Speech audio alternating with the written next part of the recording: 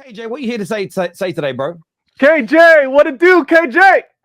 Today is a dark and sad day for the world of football. I don't flipping care anyone says. Unless it's my team doing a four-peat, it's always the darkest day in world football when someone beats your records.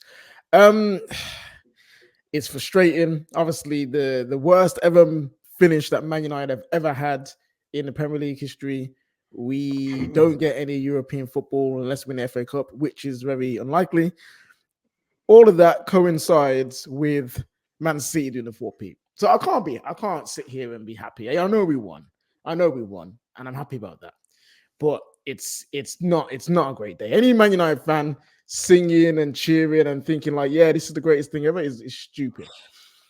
What I do want to say though is, for a team that's dominating, for a team that's being absolutely thrashing everyone, the amount of love they get is insane.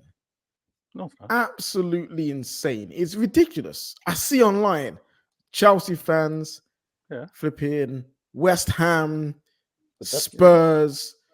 Who else is there? Some Liverpool, some Man United. All these fan bases just cheering on this damn team. I've never seen a dominant team get this much love from everyone else. When it was Man United, hatred. There was Abus. Anyone but United. That's how much hatred they had for us when we was dominated. When it was Liverpool dominating, there was hatred. No one liked Liverpool. You wanted to beat them. Everyone, it comes to Man City dominating. It's I just speculate. Isn't that history though? Isn't that because of history? But history is being made right now. Yes, it is. History being made right now. I get it. But isn't the whole reason when you say this, when you think about it, like it's because, let's be honest, like no one considered them a big rival for a long time. Like Chelsea, all these London teams consider each other bigger rivals than they will ever consider City. Yeah, but I get that because they should be considering them a rival. But like. I get this whole. They've got the. I don't know any Man City fans. The fan base is not even that. I got all of that. The hard light of day. No one likes the dominating team. Look at the NFL. Who likes the Patriots? No one. When the Bulls was dominating, did NBA fans? Yeah. The Bulls were loved. That is the Bulls were loved. Give everybody loved the Bulls. Where KJ's right on a Premier League front, though, where KJ's spot on is Man United and Arsenal were not rivals until the Wenger and Fergie era. As in, we competed against each other, but the clubs, it was just, it wasn't, you wouldn't, if you spoke to a Man United fan in 1994 and said, what do you think of Arsenal? It would have just been, yeah. That fight between Man United and Arsenal, Wenger and Fergie, created a rivalry that lives on to this day.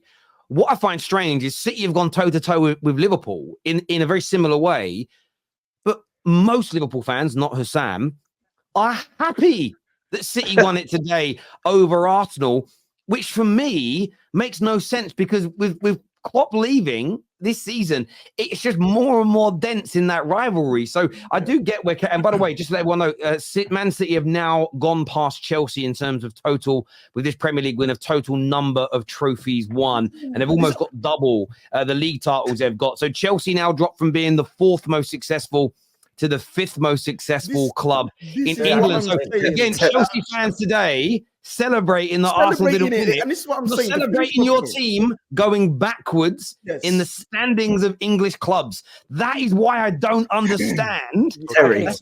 Finish my point. This is what I'm saying. These guys are catching up. And when I say people are blind to it, when they have 21 league titles, or when they've become the third, second, maybe the first most successful team in England, people will be sitting there like, but how did this happen? I never saw this coming. Bruv, it's happening right now. And Vader's sitting there, and City fans in the comments, this is not me hating on you as a team. You guys are amazing. You guys are absolutely amazing. And no one, I've never said you don't deserve to win the leagues that you've won. That's not what I'm saying. I'm more angry. I'm more frustrated at the wider fan bases cheering it on. Like if Arsenal was dominating, no one's clapping them to the titles. People are because, clapping. do you know what it is? Do you know why? KJ, do you know why? Can I just say something, KJ?